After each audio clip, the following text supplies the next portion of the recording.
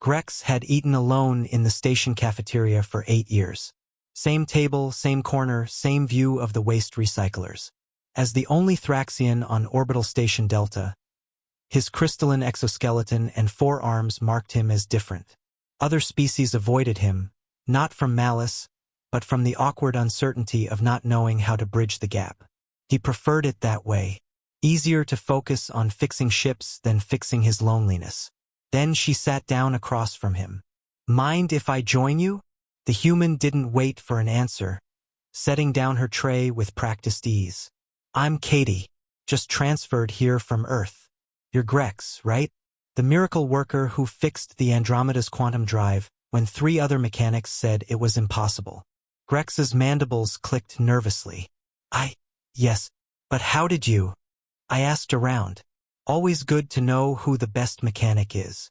Katie unwrapped what looked like a sandwich. "Plus, you're eating alone, I'm eating alone, and my grandmother always said solitary meals are bad for digestion." For the first time in years, Grex didn't know how to respond. Humans were still new to the galactic community, their social protocols mysterious. Was this aggression? Pity? Some elaborate prank?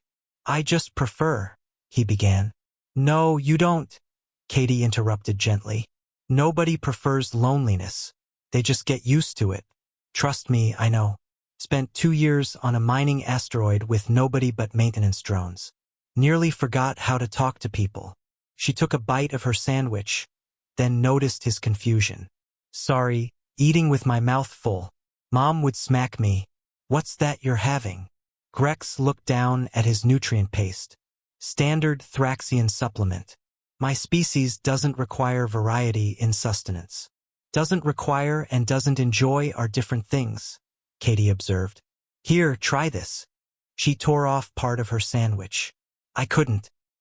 Thraxian digestive systems are compatible with most proteins and carbohydrates. I looked it up.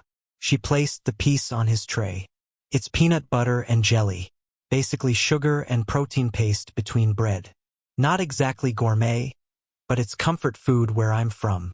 Grex hesitantly tried it. Flavors he'd never experienced exploded across his palate, sweet, savory, with a texture that was somehow both smooth and grainy. His optical clusters widened in surprise. "See," Katie grinned. "Your face, well, your optical display just lit up. When's the last time food made you happy?" "I don't remember." "Then we're fixing that. Tomorrow, same time, I'll bring something different." Before Grex could protest, she was gone, leaving him staring at the remainder of something called a sandwich and wondering what had just happened. Katie returned the next day with something called sushi. The day after, empanadas. Each meal came with stories, how her father taught her to cook, why certain foods reminded her of home, how sharing meals was humanity's oldest bonding ritual. Slowly, Grex began to reciprocate. He shared Thraxian crystal formations that enhanced flavors. He talked about his home world's singing caves. He even attempted to make what Katie called breakfast, though his pancakes resembled hull patches more than food. "It's the thought that counts," Katie laughed, drowning them in syrup. "Besides, I've eaten worse. Ever have military rations?" Other beings began to notice. The elderly Vorthan engineer asked about the appealing smells. 2 Zealothi pilots inquired if they could examine the cultural exchange. Within a month, their table for 2 had become a gathering of 12. "You did this on purpose," Grex accused Katie one day, but his tone held warmth. "Guilty," she admitted. "Humans are social creatures. We literally get sick from isolation. But more than that, we're connectors. We see gaps between people and can't help trying to bridge them." "But why me? Why start with the station's most antisocial mechanic?" Katie's expression softened. "Because I recognized the look. The way you held yourself apart wasn't preference, it was protection. You'd been alone so long, you'd forgotten loneliness wasn't permanent." Grex considered this as he watched their now crowded table. Engineers debating recipes, pilots sharing childhood food memories, security guards sneaking extra desserts. All because one human had refused to let him eat alone. "Your species," he said quietly.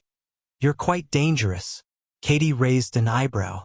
"Because we share sandwiches? Because you share connection. You make it seem so simple, so natural, that others forget they were ever separated." He gestured to their diverse group. "The station commander has been trying to improve interspecies cooperation for decades. You did it with peanut butter. And jelly," Katie corrected. "Never forget the jelly.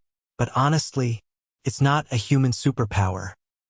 We just remember that everyone eats, everyone has stories, and everyone needs connection. The rest is just showing up with snacks." A year later, when Katie transferred to another station, the cafeteria gathered for her farewell. Grex presented her with a gift, a cookbook he'd compiled from every species on the station. "So you can ruin other people's solitude," he said, his tone making it clear this was the highest compliment. Katie hugged him, another human habit he'd grown to appreciate. "Take care of our table," she whispered. "Don't let anyone eat alone." Grex never did. The corner table became the station's unofficial heart, where newcomers were welcomed with food and friendship, where a Thraxian mechanic learned that fixing loneliness was just as important as fixing ships. And it all started because a human stranger refused to let him dine alone.